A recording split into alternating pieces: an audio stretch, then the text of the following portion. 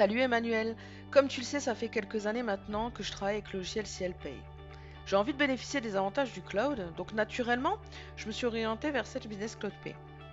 Avec CLPay, j'ai l'habitude d'utiliser certains états et du coup je m'interrogeais sur les correspondances existantes dans Sage Business Cloud Pay. Salut Christelle, excellent choix. Quels sont tes besoins? Je me ferai un plaisir de te faire découvrir ce que nous proposons sur SBCP. Alors j'utilise tous les mois certains états de paye qui me sont précieux. Je te les présente dans CLPay? Ce que je te propose, c'est que tu me montres ce qu'il te faut et je t'indique à mon tour la correspondance sur SBCP. Super. Pour commencer, je me sers beaucoup du livre de paye détaillé afin d'avoir le cumul par rubrique de l'ensemble des salariés. Regarde, je vais dans État, livre de paye, je sélectionne la période qui m'intéresse, ici de janvier à mars, je laisse cocher détaillé et puis toutes les autres options en général je les laisse par défaut. Et ensuite je demande un aperçu. Voilà à quoi ressemble mon livre de paye détaillé. J'y retrouve la période qui m'intéresse et le cumul de chacune des rubriques présentes dans le bulletin pour tous les salariés sur la période demandée. Tu trouveras dans SBCP un état similaire qui est le livre de paye. Donc le livre de paye, tu vas le retrouver dans la partie état et déclaration et dans les états de paye. Et tu vas pouvoir sélectionner ton livre de paye en fonction d'une période, donc soit au mois le mois, soit au trimestre, ou soit en sélectionnant année, tu pourras choisir les dates exactes qui t'intéressent. Donc d'office, il mettra du 1er janvier au mois sur lequel tu es, mais tu peux modifier ces dates soit via le calendrier ou soit en saisissant. Je vais te montrer par exemple la correspondance du livre de paye pour le mois d'avril. Ce qu'on va avoir dans un premier temps sur notre livre de paye, c'est le détail salarié par salarié. Ici, tu verras que chaque colonne correspond à un salarié de mon dossier.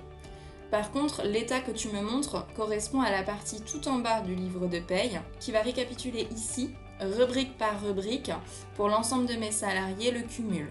Donc par exemple, dans mon dossier, j'ai 3 salariés et un apprenti. Donc je vais avoir ici le salaire mensuel pour un total de 7 650 € et je vois que ça correspond à 3 personnes dans mon effectif.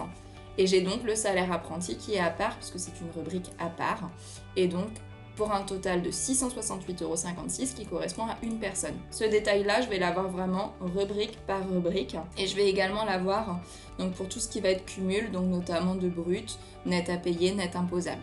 Ok, j'ai également besoin du journal de paye détaillé. Pour cela, je te montre à quoi ça ressemble. Dans État, journal de paye, je sélectionne ma période, je coche détaillé. Ensuite, je laisse par défaut toujours les options qui sont proposées et je demande un aperçu. Et voilà à quoi ressemble mon journal de paye détaillé. On retrouve donc pour la période demandée, pour chaque salarié, le cumul de tous les bulletins sur la période.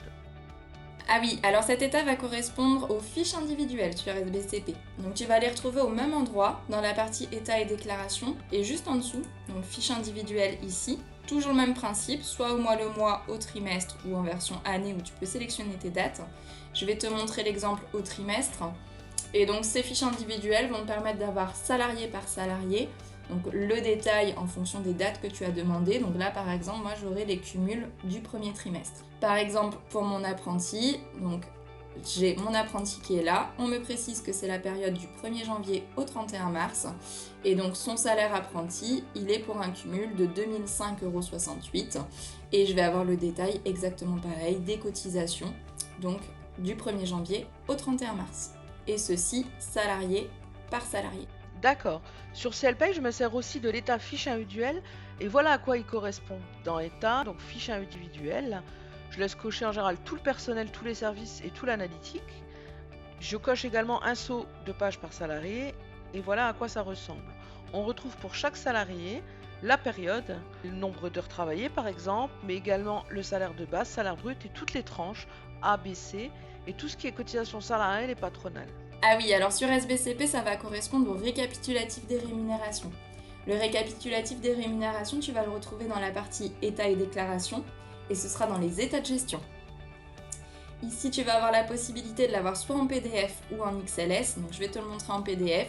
Tu peux sélectionner les dates qui t'intéressent, alors je vais les laisser comme ça. Tu vas donc retrouver ici, comme tu m'as montré, pour chaque salarié, le cumul brut, le brut abattu si jamais il y a un abattement, le détail des tranches A, tranche B, on a la colonne gain retenu et donc le cumul du net imposable et du net à payer. Je te remercie Emmanuel pour toute cette présentation, c'est très clair. Bonne journée. Je t'en prie Christelle, avec plaisir et surtout n'hésite pas si tu as d'autres questions. Bonne journée!